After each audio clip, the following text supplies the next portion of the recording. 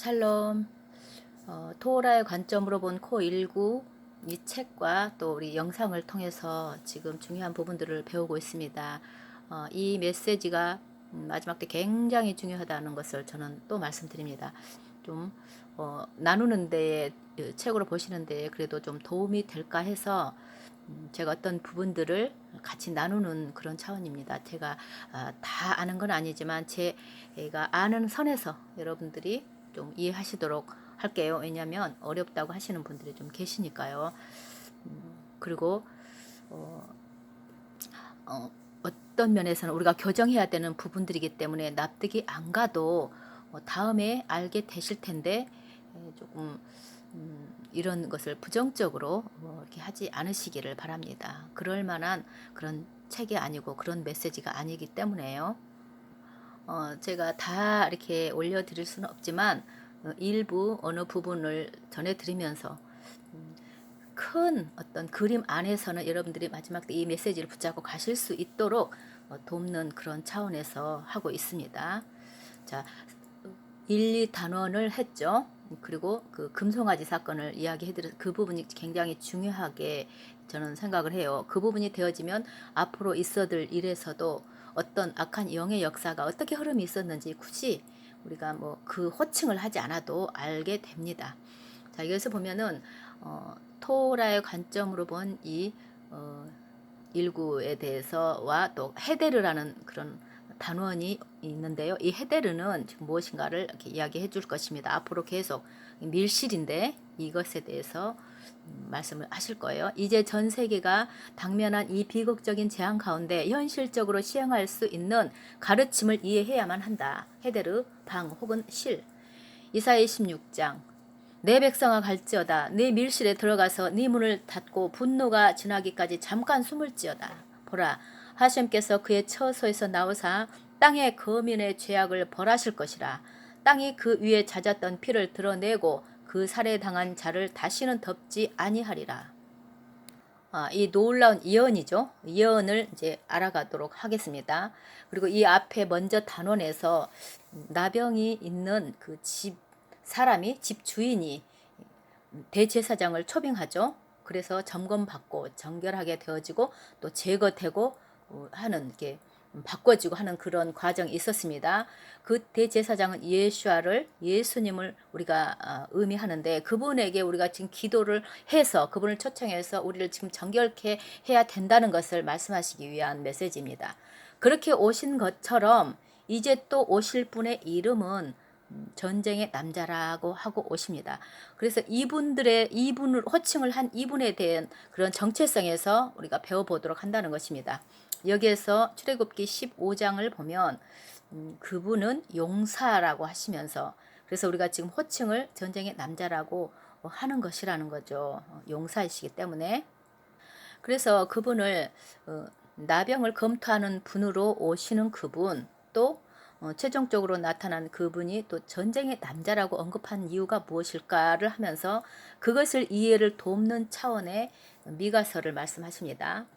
네가 애굽 땅에서 나오던 날과 같이 내가 그들에게 이적을 보이리라 하셨느니라. 이르되 여러 나라가 보고 자기의 세력을 부끄러워하여 손으로 그 입을 막을 것이요 귀는 막힐 것이며 엄청난 능력으로 애굽 땅을 구원하신 것처럼 마지막 때는 더하게 하실 것이라는 것입니다.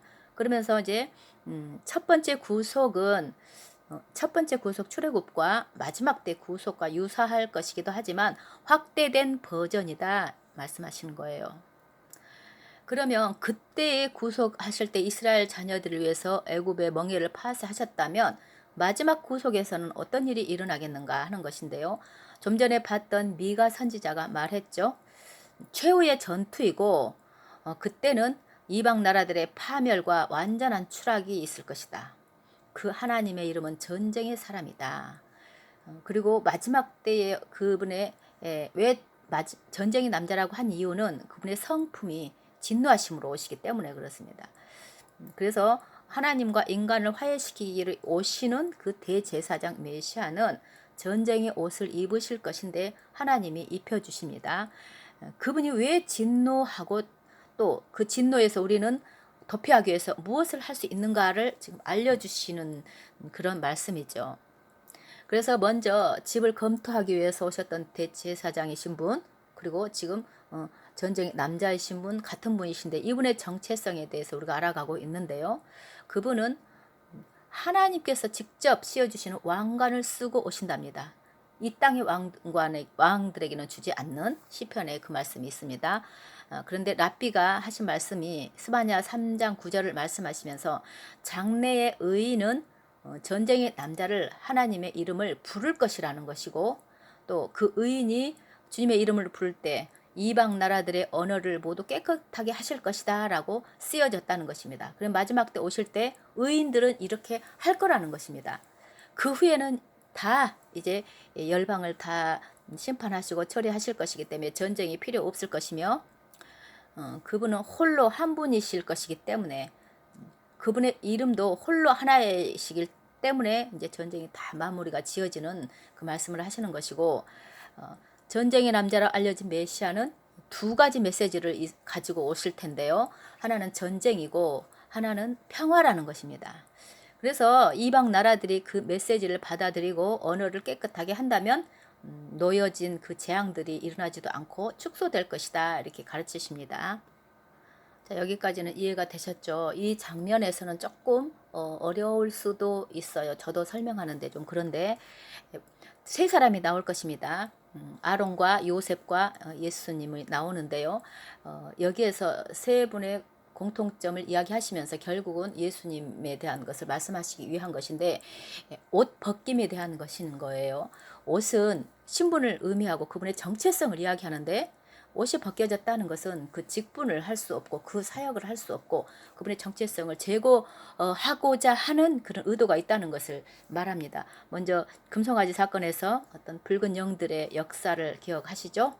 자, 여기에서 요셉의 옷을 벗기는 것은 벗긴다는 그 이상의 뜻을 있는데, 사실은 요셉의 내적인 성격을 이렇게 나타낸다는 의미가 있는데, 형들이 그 옷을 벗겼을 때에 그 케토네트라는 그 옷은 속옷이랍니다. 그래서 형들이 지금 완전히 발가벗겨서 구덩이에 던진 것이라는 것이고, 이것을 히브리어로 보면 바야푸시, 제거하라 한다는 그런 단어인데, 형들이 고의적으로 요셉의 중요한 핵심 정체성을 제거하려 했던 것을, 그 시도를 한 것을 의미한다는 것입니다. 그렇지만 제거할 수는 없죠. 그 본질을. 그렇지만 그렇게 했다는 것이고, 히브리어로 볼 때에 그 형들에 의해서 벗기다는 이것은 두 가지를 벗겼는데, 튜닉을 벗긴 것과 장식된 튜닉을 벗긴 것이다, 이렇게 말하고 있습니다. 그 의미는 아버지 야곱이 외적인 아름다움과 또 그 위에 있는 영광을 입혀주는 그 옷을 주신 것이라는데, 그게 이루어져 버린 것이라는 거예요. 그래서 그가 입었다는 말은 히브리어로 그 알라브라는 말로써 그의 위에라는 그런 뜻이 있는데, 그 문구는 뭐냐면 형들에 의해서 요셉 위에 놓인 영이 제거됨을 보여준다는 것입니다. 그렇게 시도를 했다는 것이죠. 그래서 지금 요셉의 영광이, 그 기억이 이방 나라를 상징하는 10명의 형들 때문에 추방기로 던져진 것과 같은 그런 것을 맞게 됐다는 것입니다. 그런데 여기서 또 중요한 것은 이제 벗김의 비슷한 패턴이 이스라엘의 대제사장이자 또 메시아의 직함을 처음으로 받은 대제사장 아론의 인성에서 또 나타나는 것을 보여줍니다. 지금 두 번째 사람을 볼 수 있죠. 아론에 대해서는 민수기 20장으로 가면은 모세에게 하나님이 말씀하시는 것을 여기 이렇게 기록해 놨습니다. 너는 아론과 그의 아들 엘르아살을 데리고 호르산에 올라 아론의 옷을 벗겨 그의 아들 엘르아살에게 입히라. 지금 여기서 보면은 호르산이 나옵니다. 계속 에돔과 에돔의 영, 붉은 영을 좀 기억하시기 바랍니다. 그것은 악한 영의 역사이기 때문에. 그런데 지금 호르산, 여기는 에돔과 경계선에 있는 산이랍니다. 에돔 땅이라는 거예요. 에돔 땅에서 아론이 죽었다는 것이죠.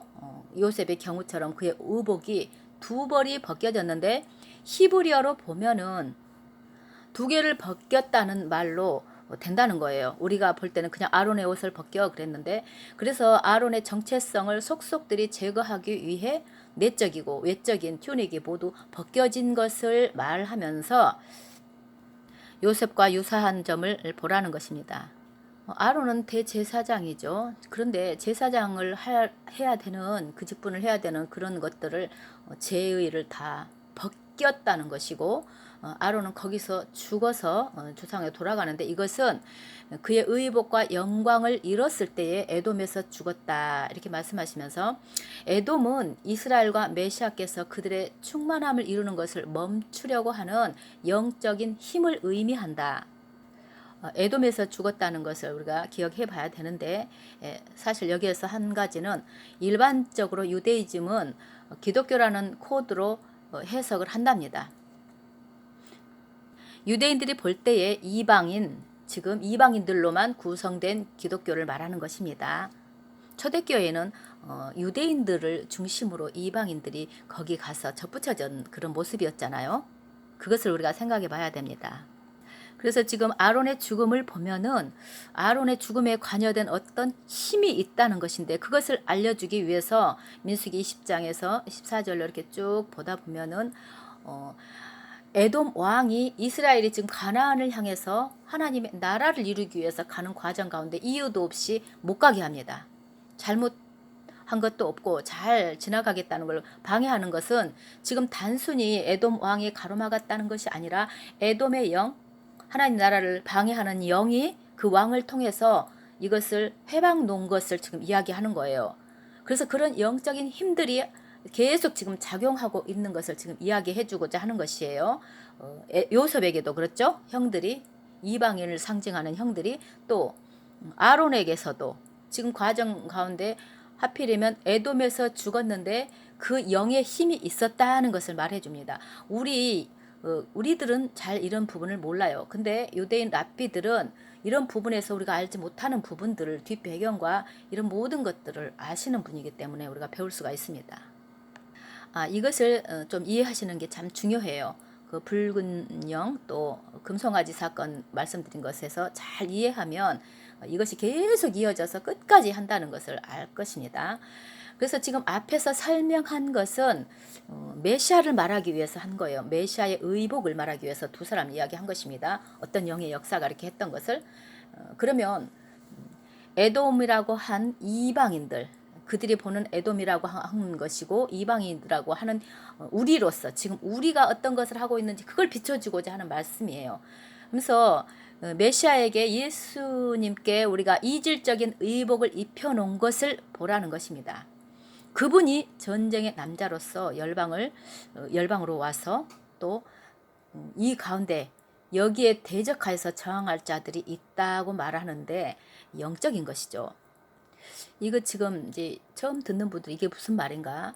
이분이 이방의 의복을 입었다는 게 무슨 말인가 하면은, 이 책에서 잘 설명을 해놨지만, 요셉이 애굽의 옷을 입었죠.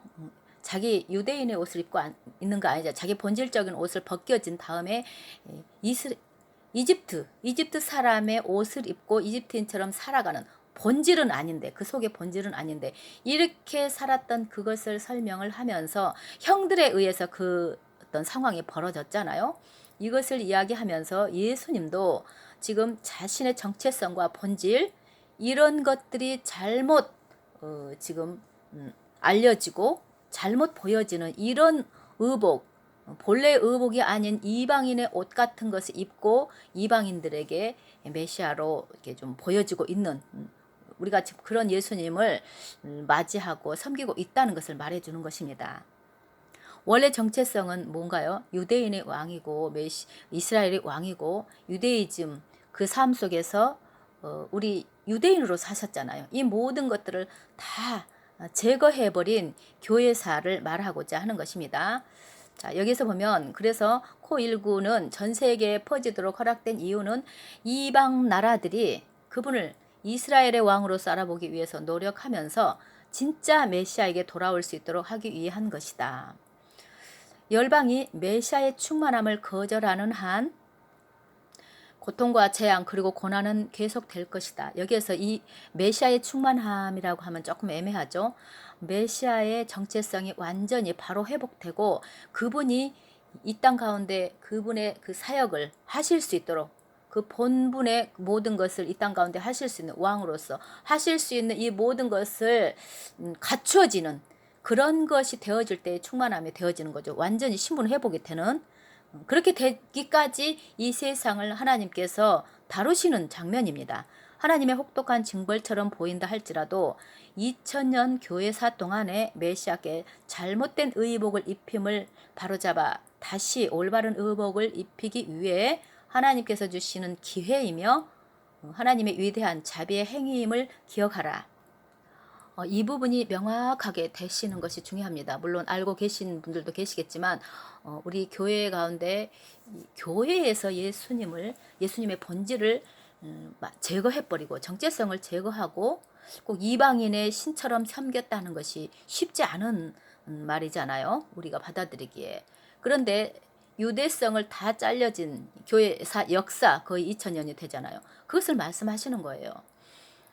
예수님에 대해서 초대교회 예수님 시대에 유대인들의 삶, 유대인들에게 주었던 하나님의 그 부르심, 또 유대인들만이 맡은 그들의 부르심과 정체성이 있잖아요. 그들의 DNA, 말씀을 맡은 자, 또 하나님의 시간 정해진 이런 거, 이 모든 것들이 그 속에 숨겨진 것들이 있는데 이것들을 다 제거해버렸잖아요. 중간에. 그런 것에 대해서 완전히 이해가 되지 않으면 이 말씀이 좀 어려울 수가 있고 받아들이기 힘들 수가 있는데 이거는 굉장히 중요한 것입니다. 성경적이잖아요. 잘려버렸기 때문에. 회복이 돼야 된다는 것을 지금 우리를 알라는 것이죠. 이것을 하기 위해서 지금 이사야서 그 말씀을 하셨다는 거예요. 왜 에돔에서 오셔서 열방을 치시는가 하는 것이죠. 에돔은 이방 땅을 말하는 거잖아요. 야곱과 반대에서죠. 에돔. 그래서 에돔에서 나오셔서 에돔을 쳐요. 그러니까 우리 안에 계신 예수님의 그 정체성을 바로 하지 못하고 있고 또 유대인을 잘라버린 이 모든 것이 하나님 앞에는 큰 죄가 되었기 때문에 교회사에 이것을 바로 잡으시겠다는 것입니다. 이것이 이해가 잘 되시기를 바라고 이 한 그 편에서 다 답을 얻으실 수는 없으니까 계속 보면은 정말 놀라운 그런 말씀이 되실 것입니다. 샬롬.